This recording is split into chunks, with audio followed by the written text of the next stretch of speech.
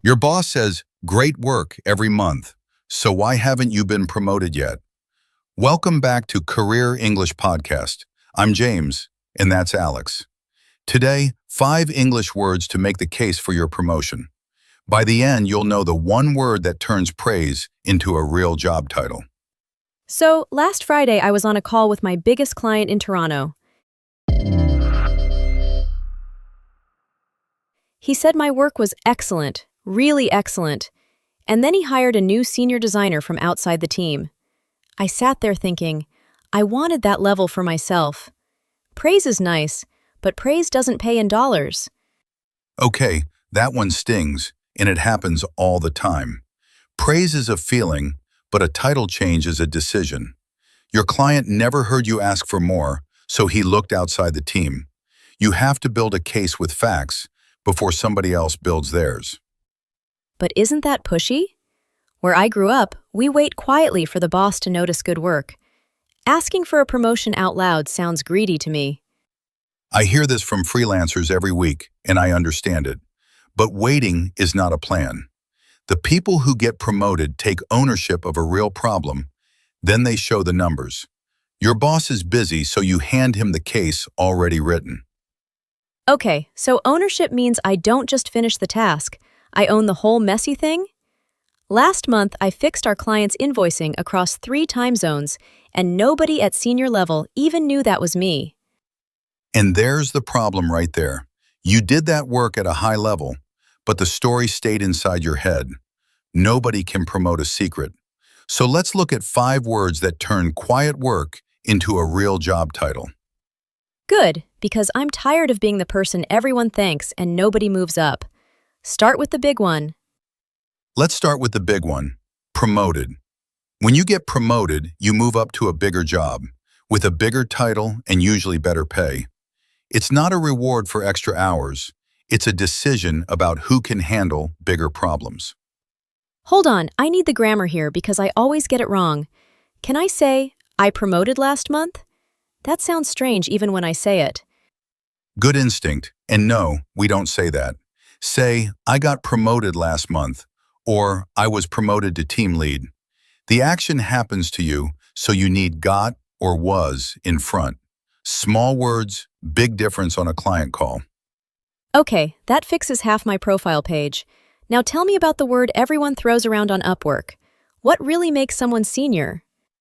Senior means experienced and trusted, one step above the normal role. A senior developer doesn't only write code, she checks other people's work, and she talks to the client alone. So, senior is not about your age or your years. It's about who people trust with the hard problems. But I've met people with senior in the title who do very basic work. Isn't the title just a word? I care about the size of the work, not the label. Fair point, and that's why the next word matters. Level.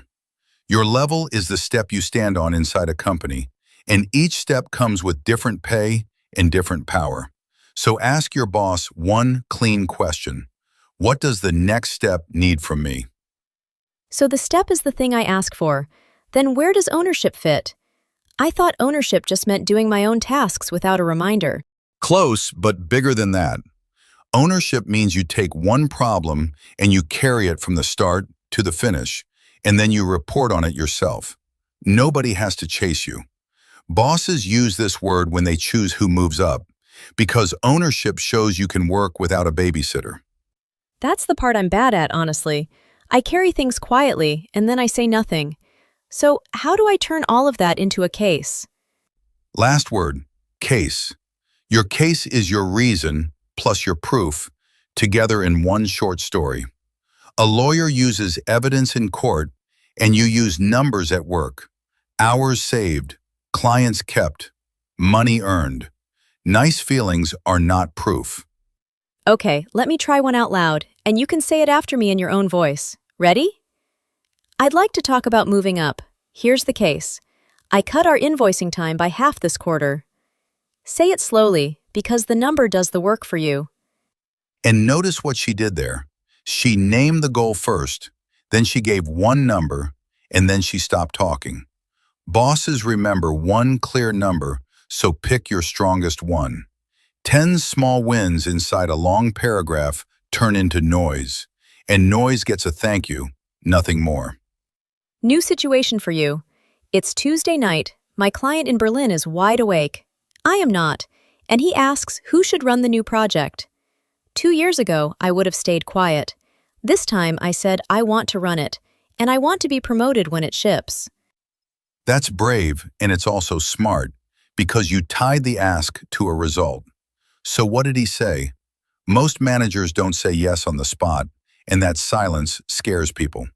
Usually it means he's checking budgets, not saying no to you.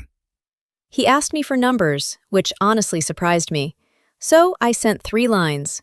2 clients kept, 40 hours saved, 1 process rebuilt. He wrote back and asked what level I was aiming for. Perfect. And that question means he's already thinking about it. When a manager asks that, you're inside the conversation now. Answer with ownership, not with hours. Tell him which part of the business you'll carry next year and put your name on it. That's the real shift, isn't it? I used to say, I work hard, which means nothing to a client. Now I say, I own this part of the project, and they hear the difference. Let me put the whole thing in one picture for you. You're on a call with a client in Dubai. You say this, I've taken ownership of the reporting for 6 months. Here are my 3 numbers, and I'd like to move up a step this year. That's a promotion conversation, and it sounds nothing like a thank you conversation. Try this one with me now, out loud. I'll go first, then you copy me in your own voice. I've been doing senior work all year, and I'd like my title to match that. Then stop talking. Let the quiet sit there for a moment. That last part is the whole lesson. Praise is free, so bosses give it away every week. A short, calm sentence with proof behind it costs them a real decision, and decisions change your pay. So the silence after your ask is your friend. I'm writing that on a sticky note above my desk. Ask, give 1 number, then be quiet. My old habit was talking for 2 more minutes and losing the whole room. Subscribe if you want more English for your freelance career, because we do this every single week with real client situations. Next episode, we look at the words for saying no to a client without losing the contract. That one protects your weekends, and I mean that seriously.